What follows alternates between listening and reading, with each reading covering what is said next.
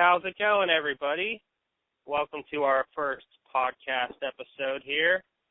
I am Chuck Lynch. I've got my partner, Rob Dold, here. And we hope this finds you well. What's up, Rob? How you doing? What's up, buddy? Not much, man. I'm just ready to talk some shit with you, shoot the breeze a little bit. A little old hopefully have a good shooting time. of the shit. Shoot the shit, man. Oh, it's so freaking hot outside. It's ridiculous. Yeah, I keep it's thinking chilly here. I got my hoodie on, buddy. It's about 66 degrees. I'm sitting here in a man thong, and I'm dying of heat exhaustion. It's like, oh crap, it's got to be like after 8 o'clock. Yeah, 8:43. It's still 92 degrees outside. Yeah, it's about 9:45 here, and there's a fire alarm going off. That must be the Verona curfew. That's right. 9:45, right? You remember that. Heck yeah. Hurry up and hide from the popo. Don't let Officer Blake get you. So, yeah. So, this is my friend Rob. He lives down in Texas. I'm here in Pittsburgh. I live in Texas. I'm not from Texas. He's not from Texas. He's from Pittsburgh. But I do love it here. I do love it here. So what are you up to, Chuck? You hanging out on the porch? I am actually on the back porch. My lovely wife set a little glass table here that fits just between the porch railing and the back door. There's a couple little chairs, so it's a nice place to sit and relax, drink a couple beers. I'm assuming you're having some really, really high-end craft beer. Oh, you know it. PBR Pounders. PBR Pounders. Better than that. Doesn't get any crappier. PBR Pounders. The beer of married men with kids. Amen. And hipsters and punk rockers. And I'll be moving to my Icy Light after this pounder I'm on now. What are you drinking down there, Rob? I am drinking, since I live in northern Mexico, essentially, which is beautiful because our food here is amazing and also the culture is wonderful. I'm drinking some Mexican beer. It's called Jalisco.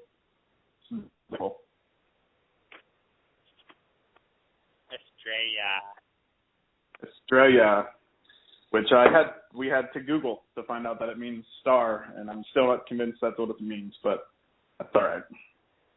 I grew up in a family with a lot of Puerto Rican cousins and uncles and stuff, and I essentially just learned the cuss words and like how to find out where the bathroom is and how to order a beer, and that's all I ever. Your family is Puerto Rican, right? Yeah, my mom is Irish and Italian. My dad is Irish and German. I'm Irish as shit, actually. But I'm very, very proud to be Italian as well. But two of my mom's sisters married Puerto Rican dudes, and so I ended up with a bunch of cousins who are half Puerto Rican, so I was always around that culture, which was awesome. As a matter of fact, one of my neighbors is Puerto Rican, and he is inviting me over to make pasteles, which are these really awesome plantain and meat-based things. It's kind of like a mush, and Italians eat polenta, it's like a cornmeal kind of deal. But Sure. This is bananas and pork and stuff. It's quite wonderful. It's boiled in a banana leaf, so it feels like it's fresh out of the freaking jungle of like Rancun or some shit, which may or may not be in the jungle. I'm not sure, but that's where my cousins are from. Well, it just sounds delicious, Rob. Oh, it's delightful. So we have been friends since like the fucking fifth grade? Fourth going into fifth? Well, I think our official friendship started between 5th and 6th grade.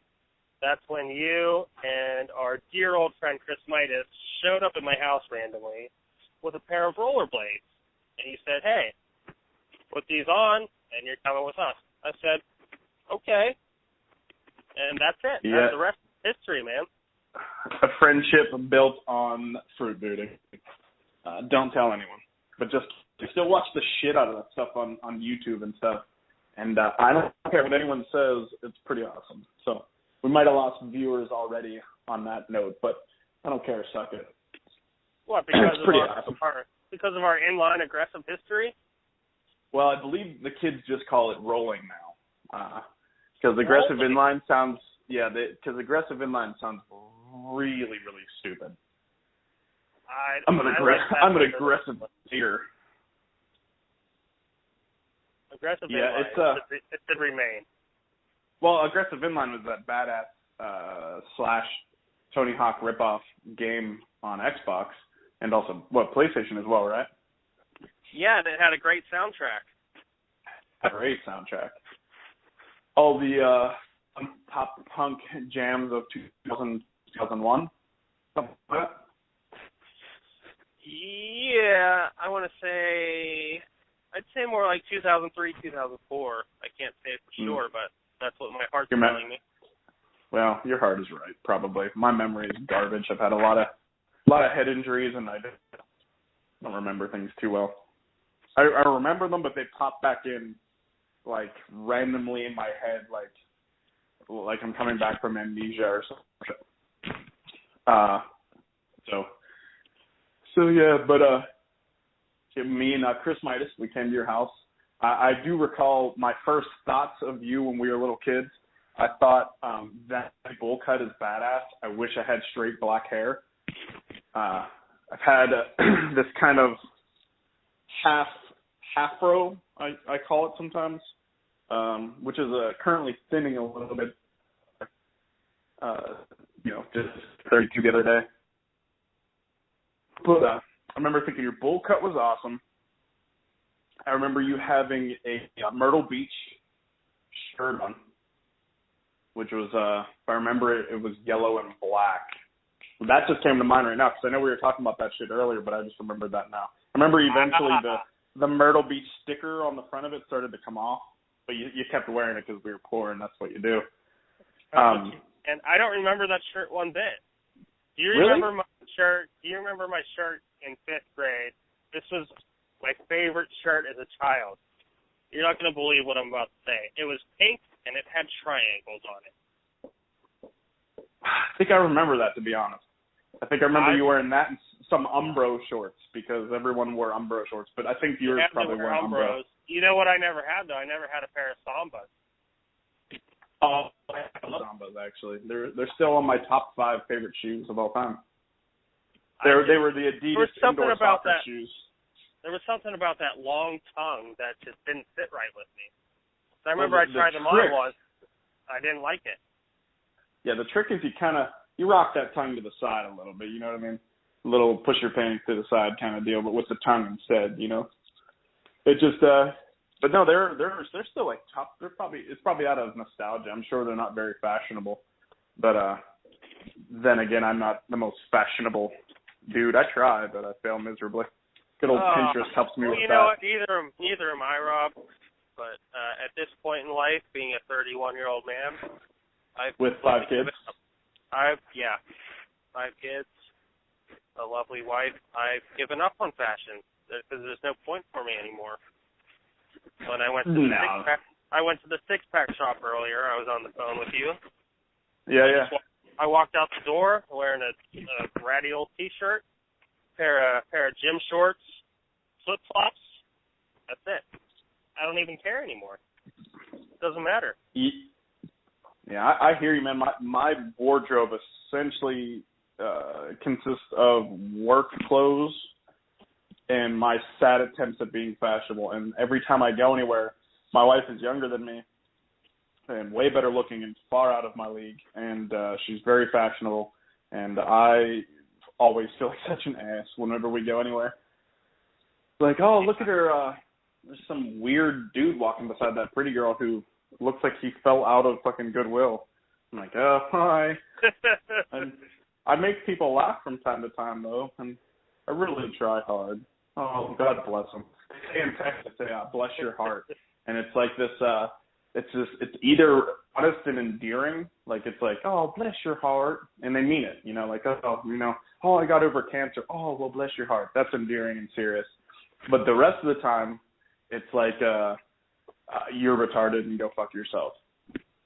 You'll be like, oh, sorry I'm late for the appointment today. I ran into something and I hit a dog and I lost my keys and whatever. And they're just like, oh, bless your heart. And you're like, oh. And it took me like 6 months to figure out that actually means go fuck yourself. I don't care what you're talking about.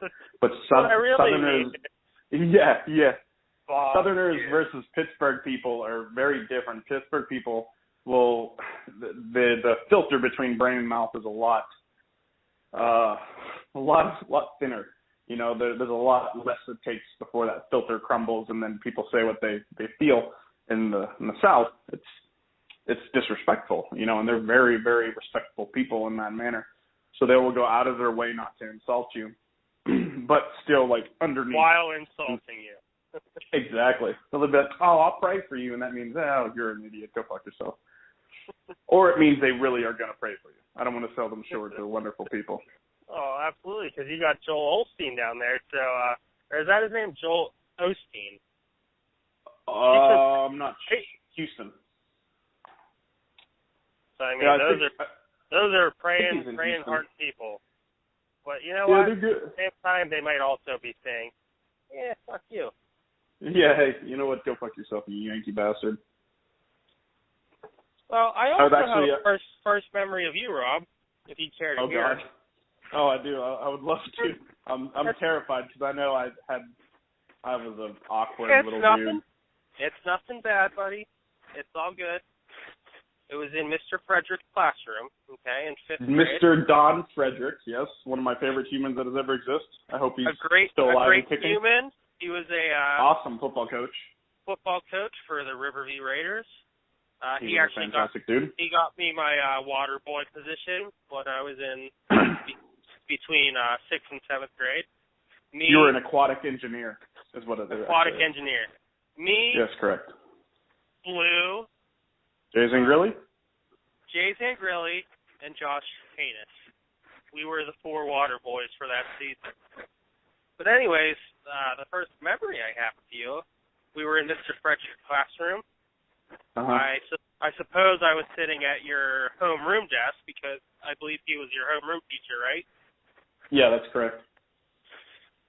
And this was in another class during the day, so the seats get changed around, So I was sitting in your homeroom desk, and you leaned over from another desk and said, hey, Charlie, because that's what I still was at that point. I wasn't Chuck yet. I said, hey, Charlie, do you need any of my box of crayons? Really? And I probably didn't say anything. I probably just handed them to you because I've been a shy kid for most of my life. And I probably just handed them to you. I probably didn't say a word. I was probably afraid. Well, you've always been really. I think that's always been a fun dynamic with our friendship. That I'm pretty outgoing and obviously at times an obnoxiously loud person, and I talk more than my fair share. And I hate awkward silences. So to fill the silence because it makes me uncomfortable, I always end up just blabbing bullshit out of my face. So I feel like that's been the glue that binds us. The fact that you don't talk much and I talk a ton, and the fact that we both enjoy singing along to ridiculous music, and so that's ridiculous. So you handed me. I was poor, so they probably weren't actually crayons. They were probably like rose art or like. Yeah, they weren't Crayola. Yeah, they certainly weren't Crayola. And it was probably the 8-pack with like we could never get like the macaroni and cheese and like remember all those like crazy colors that like the kids that lived above the tracks got. Yeah, because I remember they had like the 64-pack, and then they had other ones that were like 200 something. What the fuck do you need 64 fucking crayons for anyway? I mean, like a week into that shit, you have 62. And then eventually you have, I'm stealing them the whole time. I'm like, man, I know tomorrow, one thing's for sure, I'm coming up with that lime green crayon tomorrow, and there's no way that Brian's going to know that I took it. Do you remember the built-in crayon sharpener in the back of those boxes? No, I don't remember that. Some of those bigger boxes, like the 64-pack, on the back side of the box, there was a built-in crayon sharpener. Oh, no, we just colored with that flat spot, man. We just straight up color with the flat spot. What you do is you color real hard. The flat spot until it gets sharp again. Exactly. I was just going to say that. See, this is how, we grew up in the same financial bracket. You go home and I'd be like, Dad, my crayons are flat. And you'd be like, bitch, push hard on the one side, go get that Bic lighter right next to my Cimarron cigarettes and heat that bitch up and sharpen it up like a nice little prison shiv. My dad never went to prison or anything, for the record, by the way, so I don't know where that came from. But yeah, we would... From what I remember, your dad smoked Jack. No, man, my dad, he quit for quite a long time. He smokes again, unfortunately. But he smoked Cimarrons for the longest time, and like every time Cimarrons or Durrells. Durrells were a big one for or Winston. I think everyone's dad smoked Winston for quite a minute. But he would smoke these ones they were called Cimarrons, man, and they smelled like if you just poured acid on like fallen leaves and lit them sons of bitches on fire. They smelled so bad. And every time I go into, because I'm a plumber, so I go in and out of people's houses all the time. And every time I walk up to a door and you give it the old knock, I fucking can smell shitty cigarettes through the door, and it brings me right back to my childhood in some weird ass way. It makes me feel comfortable. Isn't that strange? That's nice. That's a nice memory. Yeah, the smell of cancer and tar makes me feel comfortable. It's weird. But neither of your parents smoked, huh?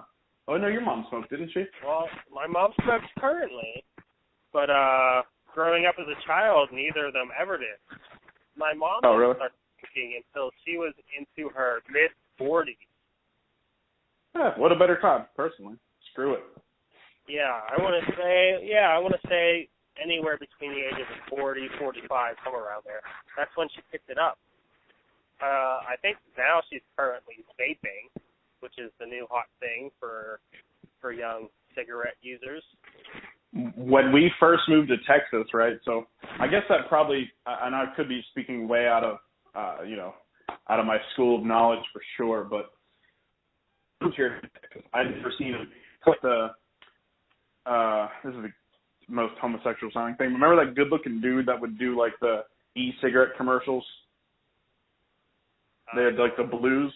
Yeah, someone who might someday hear this will be like, oh, that guy. And that'll be the guy. Anyway, so I remember Teresa and Alan both smoked these blue cigarettes, with the little light on the end of it. Yeah, this was before the hardcore vape. It was just that. Exactly. Yeah, exactly. And then we moved out here, and my neighbor across the street, he was one of the first people I met when we moved here. Super, super nice dude. He was trying to quit smoking, and he smoked like Newports or some shit. So good luck. And he went and bought one of those things, and I remember driving around and seeing vapor shops. And for some reason, there's head shops and weed, not weed stores, but paraphernalia stores here. And I thought, because you can vaporize marijuana, I thought that those were stores for that when we first moved here. I'm like, man, that's a big thing here. I thought weed was illegal in Texas. Well, anyway, turns out the neighbor across, that's how fucking dumb I am. The neighbor across the street, he had one. It looked like fucking like a Bic pen or like a marker or some shit, a Sharpie. And he was, taking hits off of it. And I'm talking to him, and I can smell strawberries and stuff. What the fuck is that thing? He's like, oh, it's a vape. And I took a couple of hits off because before we moved here, I recently quit smoking and chewing because my wife is a classy lady, and she's not going to put up with a dude having diarrhea in his lip. So okay, time out. So this was the first hardcore vaping apparatus that you saw, right? You took a couple. Oh, 100%, yeah. Yeah, tell I took a couple me hits off it. And I was like, tell me how hard you choked on that first hit. I smoked for years. I smoked Camel Wides, which are like smoking a little cigar. I mean, they're pretty harsh. I remember waking up after, playing shows and stuff and getting drunk with our buddies, and I'd have yellow nicotine stars on my hand, or stains on my hand, and that would let me know how disgusting and how savagely I abused my lungs the night before. That vapor thing felt like someone socked me in the lungs, because this thing, it wasn't like a cigarette drag, you know what I mean? Because you don't feel it until it's too late. It hits a lot differently. Yeah. Hell yeah. But yeah, so I would go over there and I'd hang out and I'd have a couple drinks, because at the time when we first moved down here, my wife was working night shift, because when you're new to that profession, that's typically where you get put, which was great for her at the time. Bad for me, because I was working during the day, so we'd see each other for like 4 seconds.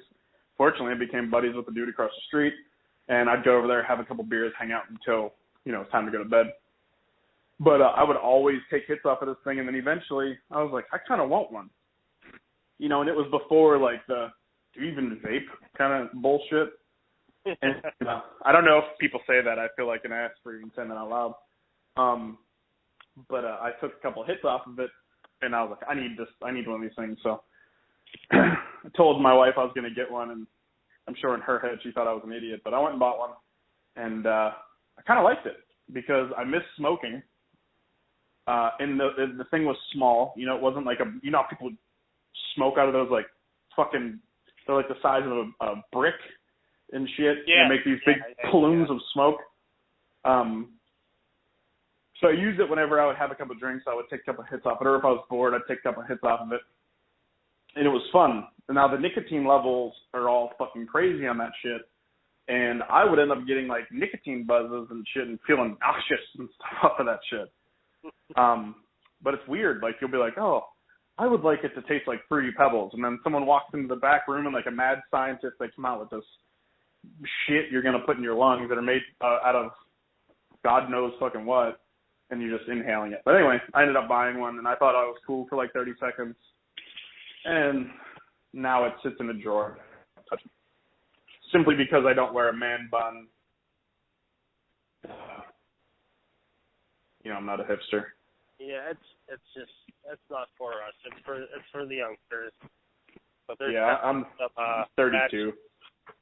There's bad shit going into the lungs there. Obviously, we know that the cigarettes have a lot of bad shit. But I think once time catches up with these vapes, they're not going to turn out too well either. One of the podcasts that I listen to often, they call that bro science, what you just did right there, and that basically means everything you just said isn't valid at all because you're not a professional. And I agree with what you said. But apparently not, though. There's not to get long-winded on it, but that's just my fucking style. There's like vegetable glycerin or something of that nature. But there's apparently like natural shit they make it out of now. And there's something like flavors and glycerin or something like that. And it's apparently not really that bad for you. But apparently the moisture inside your lungs isn't good for you. But I put pipe together for a living. I don't do anything respiratory-wise, so I have no clue. I just know that when you're walking around taking big hits off of what looks like a fucking robot's dick, you kind of look fucking stupid. Exactly. And yes, you do. You all look like fucking retards. That's the bottom line. Yes, it tastes good. Yes, it smells good. But you look like a fucking idiot. Smoke a cigarette like a man. Grow a dick. You want to smoke? Fucking smoke. Go buy your Marlboro Reds. Go buy your Camel filters. Do it right. Get you some Lucky Strikes and roll them up in your white T-shirts. And you know what? Go home and go ahead and smack your wife around because you're white trash and who cares? Be a real fucking cowboy. That's true. And there's a lot of those here, man. There's a lot of like legit fucking cowboys here. It's the weirdest thing. So have you met a cowboy down there? Yeah, you meet them all the time. And they're actually cowboys.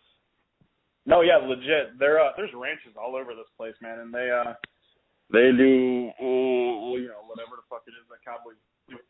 And you can clearly tell the difference. Like there's dudes that have they look like cowboys, but they have regular people jobs. They just happen to dress like that.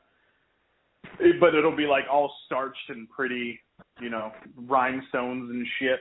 And essentially, it looks like a country music video in Affliction fucked and made that dude. And then there's like legit dudes who, there's all these different types of horses and stuff that like cutting horses that redirect cattle and competitions. And the high schools down here have, they call it FFA. It's like Future Farmers of America or some shit. And my sister-in-law is actually a part of that, or was. She just graduated. And it was the wildest thing, dude. We're here, and my wife says, hey, we're going to go to her sister's competition for this Future Farmers of America thing. Meanwhile, they're, upper middle class people. They don't live on a farm. And in my mind, I'm like, what the hell? Like, is this like 4-H or some shit? Like, or brownies or Girl Scouts? What the fuck are we talking about? So we get there, dude, and they give these high school kids livestock, and they fucking raise them. And then they get them to a certain point, muscular-wise and go-wise and shit, and they fucking auction them off. And then they show first, and then they get school credits and shit for it. They actually have bass fishing teams. Dude, it's super cool. I'm like, where the fuck was that at when I was sitting in tech ed, learning how to move taking 9 weeks to move a robot arm. They're giving the kids down there a future because that's real shit. That's what happens in life. Well, in this part of the world. In that part of the world, yes, absolutely. But it's pretty cool, man. My sister-in-law had a lamb. I believe his name was Levi. Levi's no longer with us. I'm sure somebody's eaten him by now. He was a sweetheart at one point. But she kept him at home and fed him every day, and it's a big responsibility, and they do really good. And they also do like law classes and stuff, and like ag law, and it's the wildest thing, man. It's living down here. I mean, I miss home. This will never be truly home to me, but it's crazy. It's absolutely crazy. You'll go to work. Home misses you. Home misses you as well, Rob. I can speak for everybody here. I can speak for my family. I can speak for my wife. I can speak for all of our friends. We all miss you, and we all love you. But I have a question for you. Oh, Christ. I'm sitting here on my back porch looking at all these trees, Rob. So much green in the sky. I can barely see the sky because of all these wonderful trees providing me with fresh oxygen. Are there any trees? Fresh oxygen. Do you have trees in Texas? No, dude. We have nothing other than fucking cactuses. Are you serious? Do we have trees down here? Yes, we have trees. We have like the most aggressive. My good buddy down here. He offered me to go in on a deer lease with him because I like to deer hunt. And first of all, in Pennsylvania, we don't lease land. Excuse me. So anyway, after learning how they do things in the Lone Star State, we go to this land and we leased like 250 some acres or 350. It was a fuckload of land, and we hunted essentially 50 feet of it. And but anyway, they have mesquite trees and cactuses and all of the grass, cactus, all these different fucking. Sorry, I just had a Ryan Dunn moment just pop into my head. Remember when he jumps that thing and then he lands inside the cactus? And he's like, anyway. Rest in peace, Ryan Dunn. R.I.P. Yeah, that's right. I hope the force treated you well. That's right. Oh, whoa, that was dark. So anyway, what I mean is I hope he had fun in the Porsche before he killed himself in it. That's all. I didn't mean for it to be dark. Yeah, anyway. Bam Margera is going to come 4 hours and kick your ass. I just hope he got to drive 150 miles per hour at least for a few miles before he lost control. That's all. Okay, it's dark. I'm sorry. R.I.P. Ryan Dunn. We love you. You're funny. Haggard's still one of my favorite movies. Shitty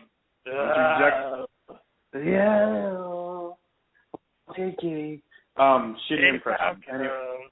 Hey, fucking long, stupid, fucking pointless story short. My fat ass chucklehead starts walking in the morning, and it's dark as fuck outside, and I end up walking into a mesquite tree, and then kneeling into a cactus when I bent down to tie my boot. I was clearly a fucking Yankee, completely lost in like what looked like Mars. There's no. I came back home recently for your sister's and our good buddy Duffy's wedding, and the night I got there, my awesome cousin Tony, Carmelo Anthony, is his real name. I don't know if you know that, Chuck. Did you know that? I might have known that at one point. It sounds slightly familiar, but I have definitely forgotten it. Carmelo, anyway, that's his first name? Yeah, Carmelo. He picked me up from the airport because he's awesome, and then he took me to his awesome house, and then he let me stay there, and then in the morning my brother came and picked me up. Big brother.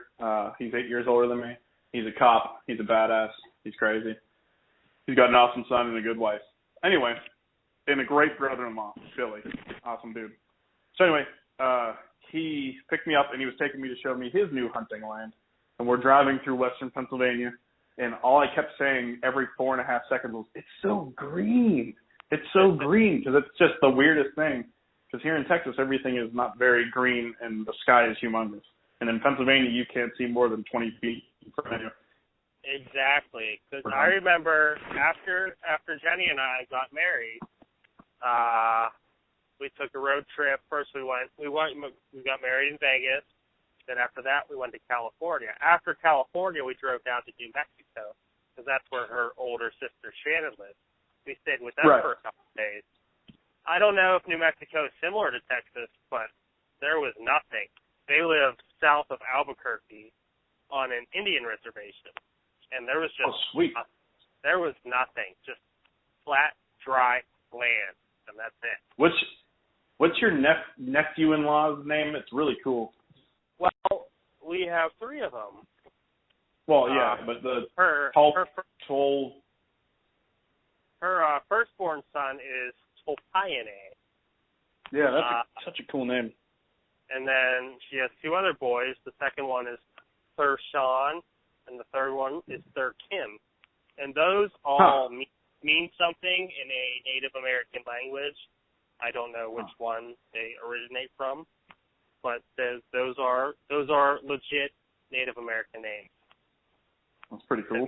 That means something that I probably learned once but don't remember. A goddamn white man. That's all I am. Joe Whitey.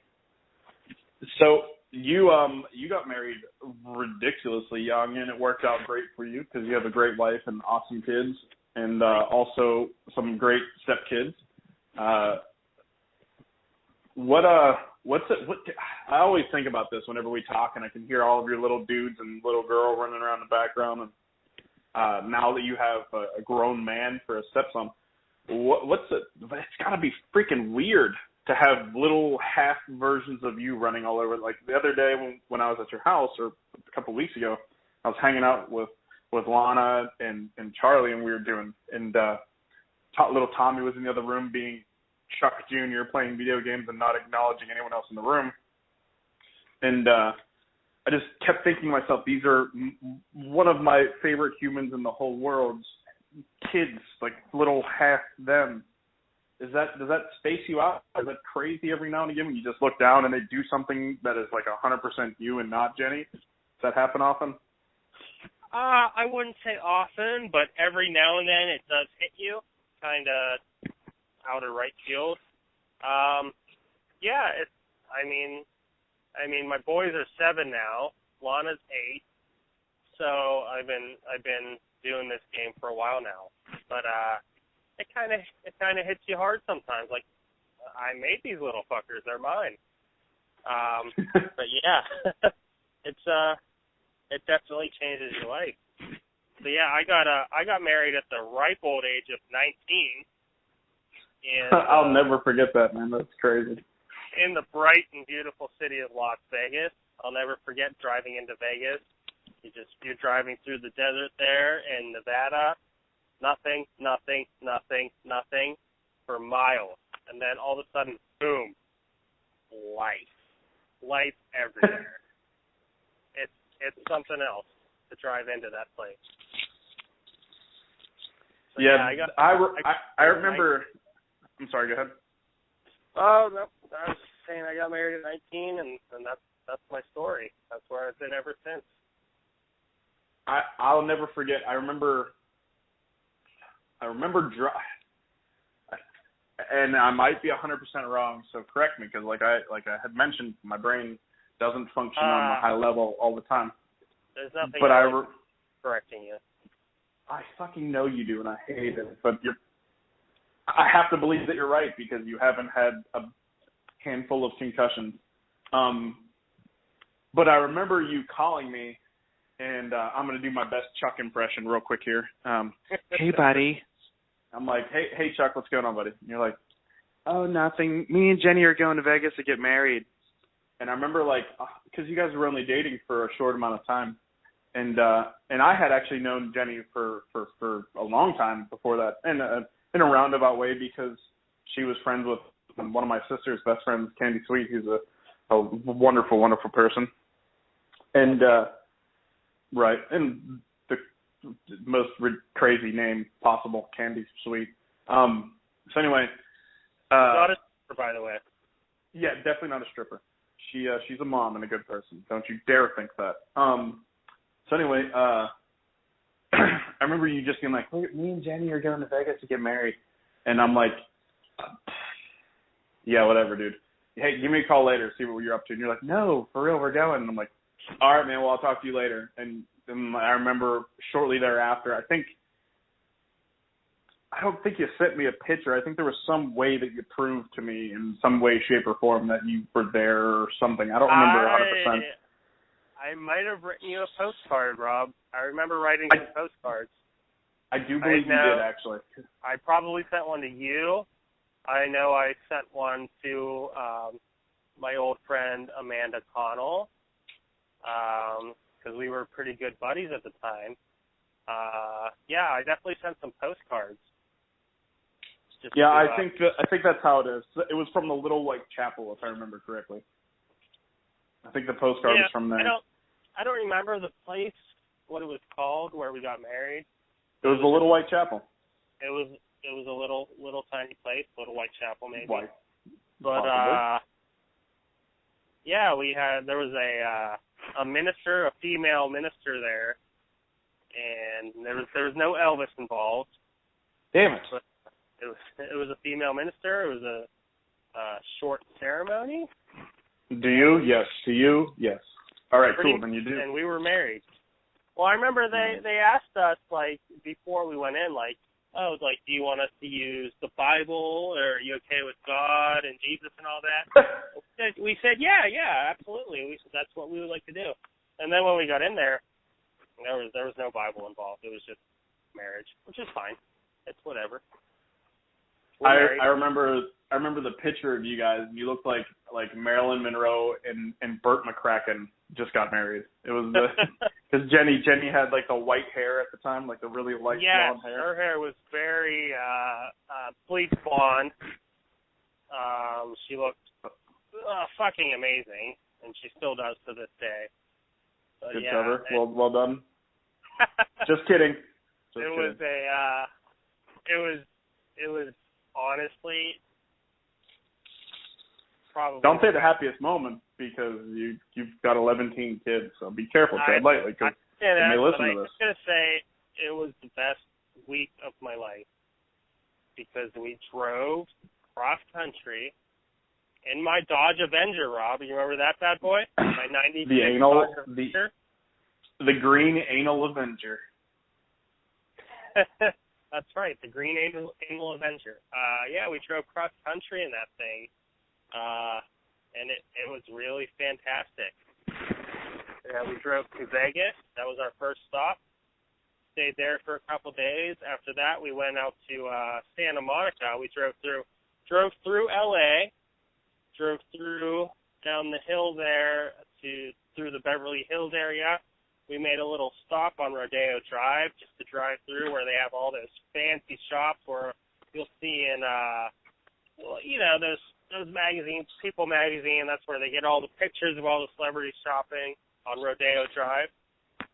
We drove down to there. We ended up at a little tiny motel on Santa Monica Beach. Stayed there nice. for a night or two. Went and swam in the Pacific Ocean. After that, we went down, like I said earlier, we visited her sister who lives in New Mexico. We stayed there for a couple days. It was a very nice time. They took us around to see some sights. After that, we drove from New Mexico to Sandusky, Ohio. Rob, do you know what's in Sandusky, Ohio? Sandusky, is that where Callahan Auto Parts was at? It might be, but I don't know. But what I'm referring to is Cedar Point, the roller coaster. Oh, yeah. Remember That's when where we finished. We all went there and we all got the chafe real bad, me, you, and Blue and Billy? Yes, that happened. But anyway, we that's where we finished our week-long trip. And from Vegas to Cali to New Mexico, all the way up to Sandusky, Ohio. And Cedar Point, the roller coaster capital of the world. And there's nothing more I love more than roller coasters, especially at Cedar Point, because they are the best. Well, you have to come visit sometime because there's I guess it's like the first Six Flags, because the Six Flags, and I might be wrong, but my boss was telling me that the Six Flags are the Mexican flag, the Texas flag, the American flag, maybe like the French flag. They're all the flags that have flown over Texas at one point in time, is what Six Flags stands for. Well, how about that? Little information. Yeah, one of my coworker, but he's my supervisor. He told me that when we were driving by the one day. But there's some pretty gnarly looking rides there. But it costs $1 million to go there. Apparently, it's stupid expensive. Per day. Yeah, 1 million. 1 million exactly. It's pretty nice because there's not any change involved. It's just 1 million. But it looks pretty fucking gnarly. Yeah, I mean, there's no Steel Phantom there. That's for sure. Oh, you know what? Well, I mean, speaking of the Steel Phantom, has since been turned into the Phantom's Revenge. The Phantom's Revenge is one of my favorite roller coasters in the world. It's a good ride. And that's all. Dude, when you go down a hill and you go underneath Thunderbolt, and you think you're gonna hit your fucking head off of the Thunderbolt track. You duck your head down because you're so worried that something's gonna happen. You cut your head off or something. Yeah, I wish I had enough time while I was back in Pittsburgh to go there. I just want some fucking potato patch fries. And how do you get your potato patch fries? What's your topping of choice? You just go for the cheese, or do you get the gravy? No. I get cheese on the side and ketchup, and then I mix ketchup into, of course, Heinz ketchup. I mix Heinz ketchup into the cheese, and then I eat it. The long pause makes me worried. What's wrong with that? No, I was just thinking about the taste, and it sounds really good. I usually use the cheese, but I also sometimes enjoy the gravy. Have you ever tried the gravy? Yeah, I've heard that you, from time to time, dabble in gravy. I've never had the gravy. I'll give you the gravy if you want it. I don't want anything to do with your gravy, man. You're a breeder rat or a breeder mouse from Petco. I don't want to get pregnant. I don't care how much they snip that vas deferens, dude. It's going to grow back. My gravy's empty, but it still tastes good. Gross gravy. We went there already. First episode, we're already talking about your gravy. It's like those sugar-free Red Bulls, Rob. You get all the good taste, but without the calories. That is super gross. Oh, that's disgusting and hilarious. And I hope eventually someday your child finds this and know that they were compared to sugar-free Red Bull at some point. They could be compared to worse things. That's a valid point. So you are. Here's the thing. So I remember, this is funny. So you're and it's going to be insulting, but bear with me. First of all, I love you, and you're one of my best friends in the whole world, right? Oh, that's a nice thing to say before an insult. Thank you. So when we first met, I thought, this dude's gay. And for the most part of our, which nothing wrong with that, obviously. I'm going to sound like every white dude ever that justifies saying something that's bigot, like a bigot. I'm going to justify by saying that. Sound like a real Riverview jock right about now. You better clean your slate here. Okay, so either way, when we were children, I always thought, hey, number one, Charlie's probably gay. Number two, I'm not going to sleep next to him on sleepover. So eventually, you met Jenny, who is a sweetheart and a saint, and you had babies. Not only did you get married, and I went, he's still gay. Everyone thought that. I'm not the only one. And then you made all these babies. I guess you really only had to have sex twice. But anyway, you got through it while thinking of Jeff Hardy. That's my man right there. Fucking Jeff Hardy. That's my hero. Yeah, I know. But anyway, so totally thought you were homosexual until you made a billion babies. We can get to the double sideburn story on another episode here, Rob. I'm jumping right into it. We're not pulling. No, stick to your original story. Let's hear it. I always thought that you were a little bit of a little bit of a fanook, a little bit of a fagul, you know what I mean? Like you like the way the dick tastes, I always thought that. And I was wrong. You were wrong. I mean, I don't know what to say, man. I mean, the pussy wears that. The pussy wears that. I assume those pounders are gone because your language has just fallen, Charlie. Good God. Well, yeah, I had 5 PBR pounders left over. Those are all drained. I'm going to now move to my Icy Light. Well, you're officially on this podcast known as the Drunk Guy. I've only had 3 beers. I am not drunk. I am in the perfect spot to do a podcast. So, Charlie. Robert. When we were kids, I remember something funny. I remember your chuck tooth. You recall that? Yeah. Of course I recall that. How could I forget it?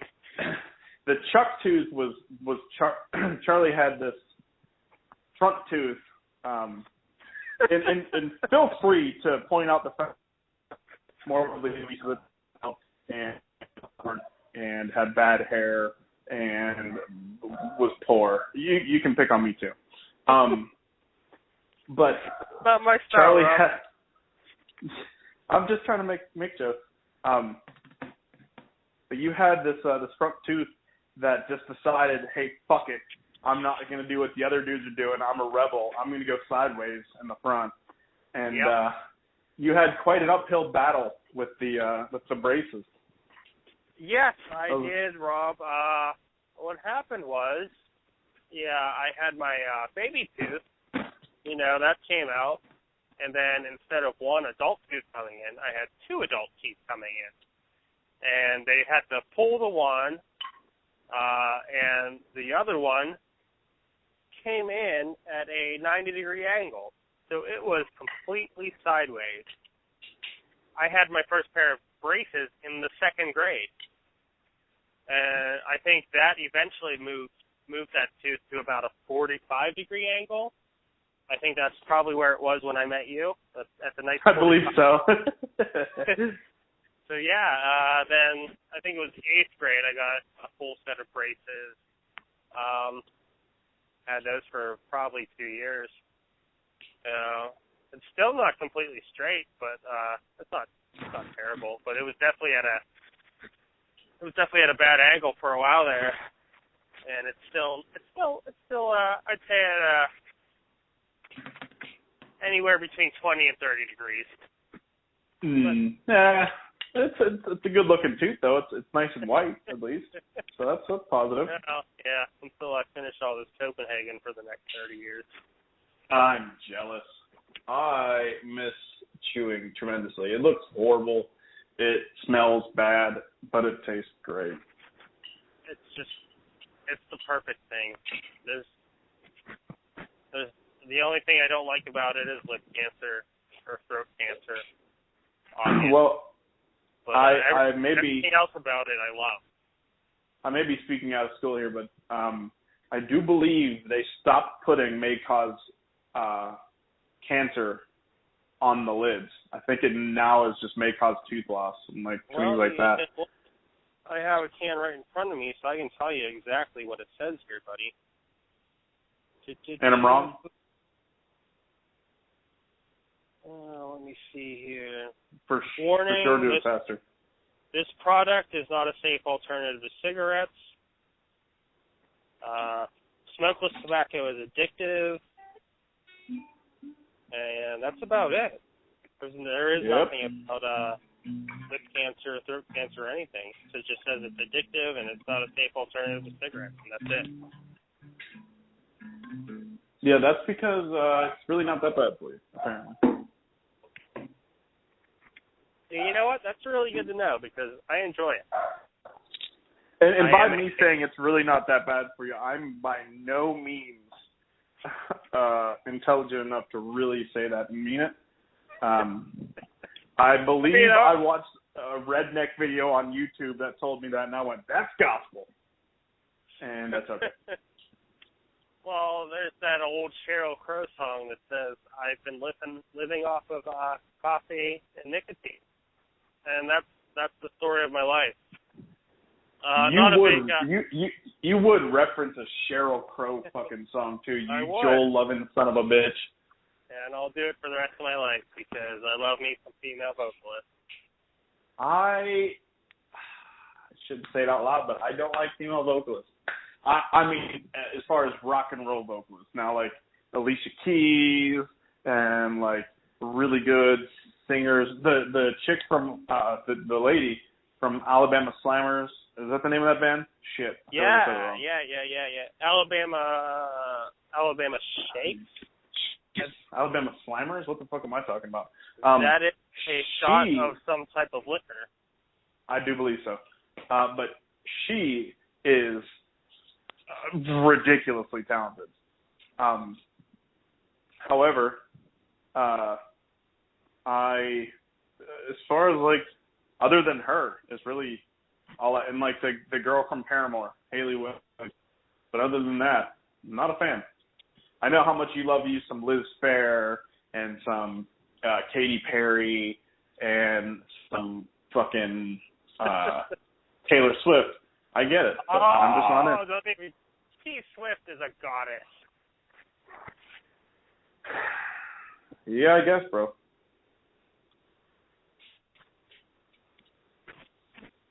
I guess. But anyway. You know, Rob, who my lady of choice is. Why don't you tell our listeners? Oh, that's going to be Gwen Stefani because you're such a psychopath that you named your dog after her. Psychopath? I'm enamored. That's all there is to it. I'm enamored. I've been enamored since 1996. Well, that is in no way sad at all. 20 years later, she is still the most beautiful woman on this earth, besides my love. There you go. Was waiting for it.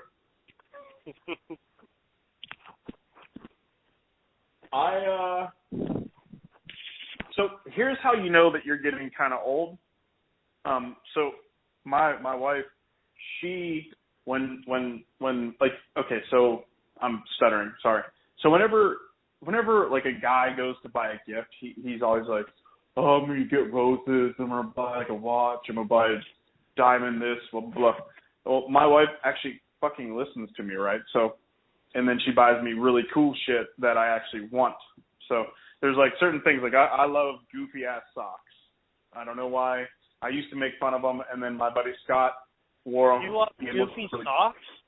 Love goofy socks. What do you mean goofy socks? Like Argyle socks, or okay. She bought me Stormtrooper socks, and then she bought me some Darth Vader socks. Like just like goofy fucking socks, you know, like just weird. I wear pants all the damn time, so you can't see them, but they're, you know, every now and again you might see some poke out of the top of the Chuck Taylors, and someone's like, oh, that dude he's fucking weird, but I like them. Anyway, so she bought me some goofy socks. Yeah, because I like them. So I have been obsessed with this mechanical, or it's like one of those like high-end crazy toothbrushes, you know? Mechanical.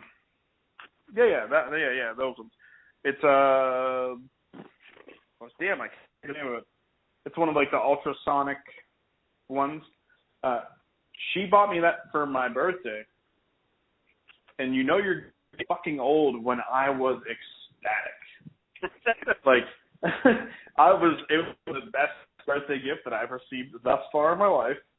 And every day when I use it, I just think like, this is the greatest toothbrush ever. And then I quickly get fast forward back to like, you know, how I did not care about that kind of stuff until I failed. That was weird. Okay. I swear I just heard someone knock on my door, and then I looked, and there was no one there.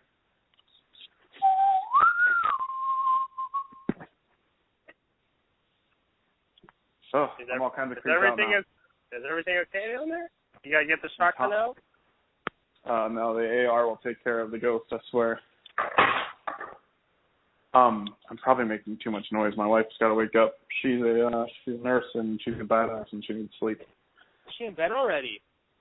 Oh, yeah. I probably was making too much. Well, yeah. That's 12 hours.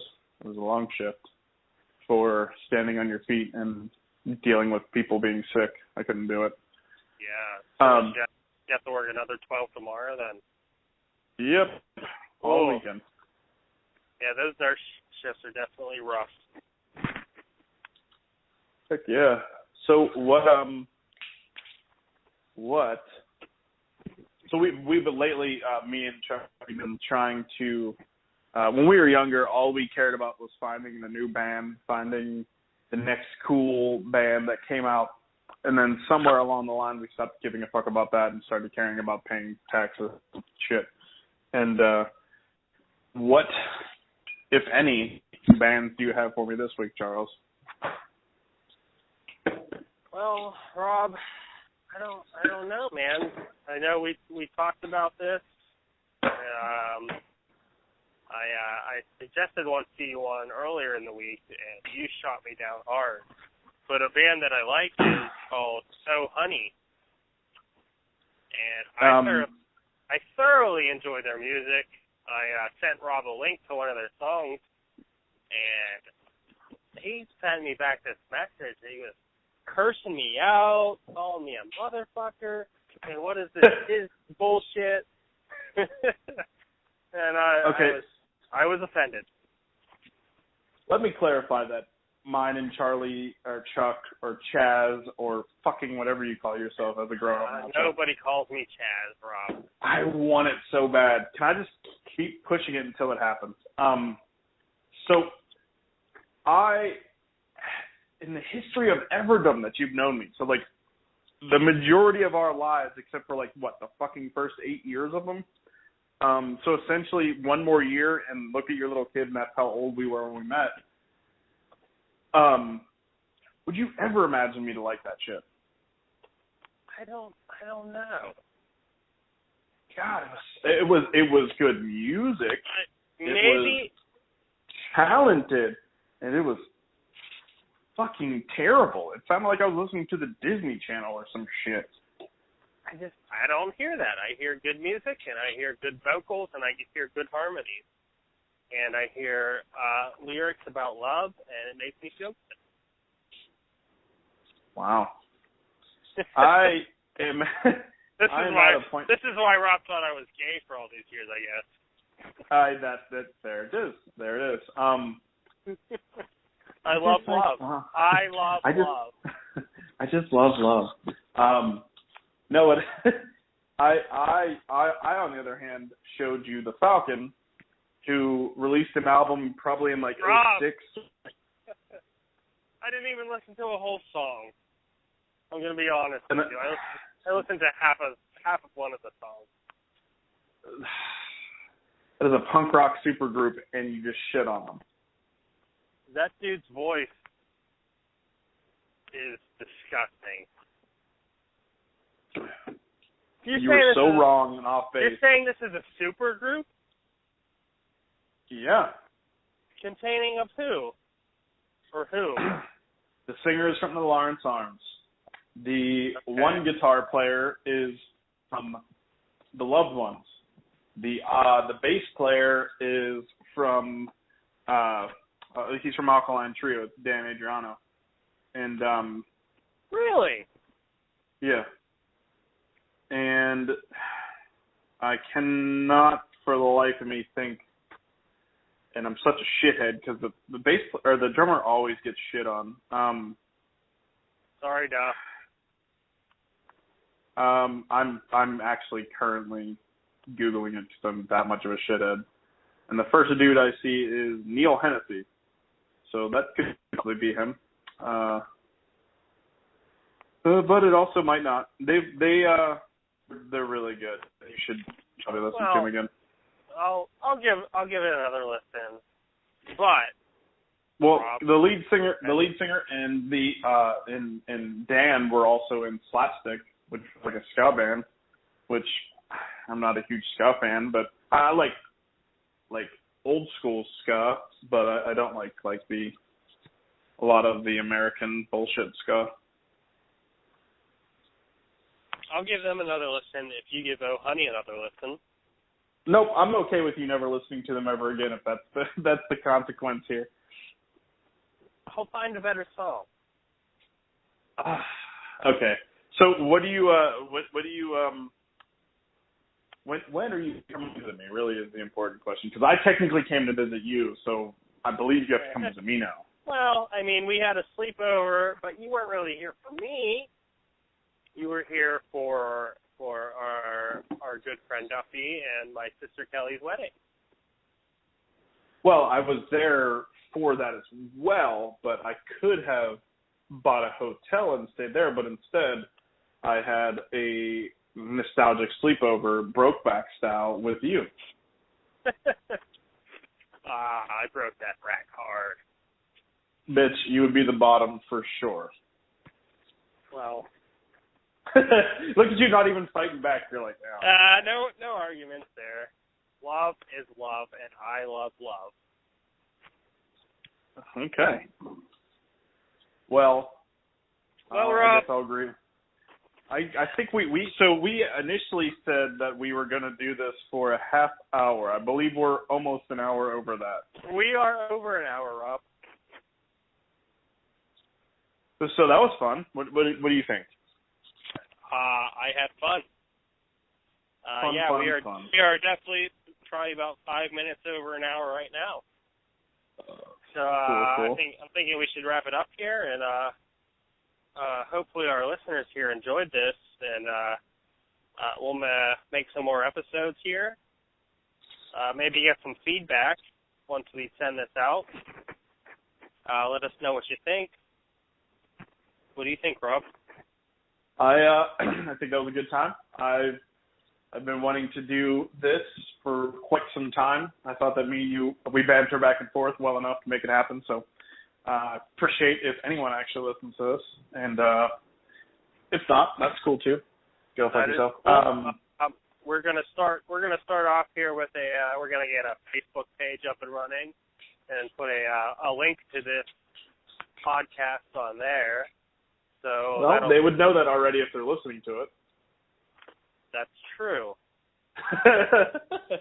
So if you're listening to if you are listening to this, thank you for checking out our Facebook page that we have That's right. Hey, this is like it's like made time travel. in the future. This is like time travel because this are we back to the future? We're wow. We're spiraling. We're spiraling. I'm boggled. We're out of control here. Anyways, I am Chuck Lynch. This is my good Rob friend Rob Dold. We hope this finds you well. We certainly do. Thanks, guys. Goodbye, Rob. Goodbye, Chuck.